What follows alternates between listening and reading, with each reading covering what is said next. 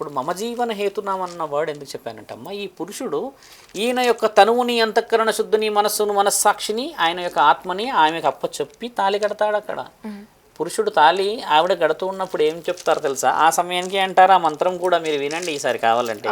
ఆయన తాళి కట్టేటప్పుడే మాంగళ్యం తంతునామే మమ జీవన హేతునాం అని ఆ సమయానికి ఎందుకు అంటారనంటే, ఈ పురుషుడు ఆవిడకు అప్పచెప్పుతున్నాడు, నన్ను ఏమైనా చేసుకోవచ్చును, నా ఆత్మని, నా శరీరాన్ని, అంతఃకరణ శుద్ధిని ఆ పరమశివుడి సాక్షిగా, వేదమంత్రాల సాక్షిగా నేను నా వంశాభివృద్ధిని, నా వంశాభివృద్ధిలో వచ్చిన ప్రయోజనకులని, నా వంశంలో మీరు మోయగలిగే కారణ జన్ములని, వంశ ఉద్ధారకులని, వంశాన్ని ఉద్ధరించగలిగే ఒక స్త్రీలని మీరు కనవచ్చును.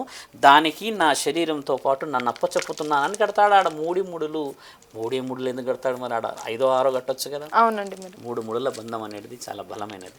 ఇలా ఆ పురుషుడిని ఇప్పుడు స్త్రీలు ఎలా అర్థం చేసుకుంటారంటే, ఆడపిల్లలు కొంగు చుట్టుకుంది అని అంటారు కదా, కొంగు చుట్టుకుంది అని అర్థం కాదు.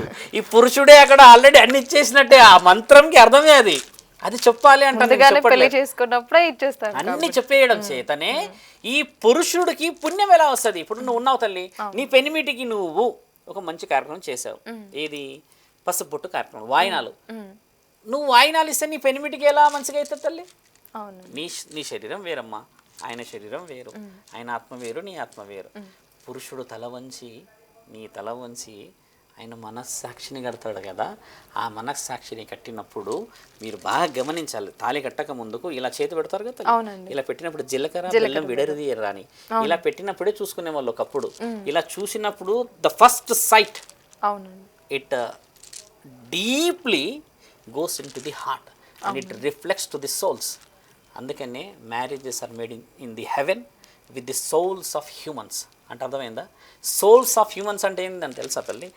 మనస్సులు, శరీరాలు కలుస్తాయి స్వర్గంలో, అంతరాత్మలని మానవ శరీరాలతో కలుపుతాడు పరమాత్ముడు అన్నదానికి ఈ యొక్క తంతులో ఇలా చేతు పెట్టినప్పుడు ఇద్దరి ఐసులో నుంచి ఐసు ఫస్ట్ లవ్ అమ్మ.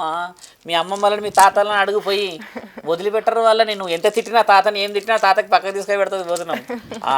ఫస్ట్ లవ్ అనేది అప్పుడు అలా క్రియేట్ అయ్యేది. ఇలా పెట్టి తీసారా తెల్లటి పరద, ఇలా తీయగానే ఫస్ట్ చూసుకుంటారు.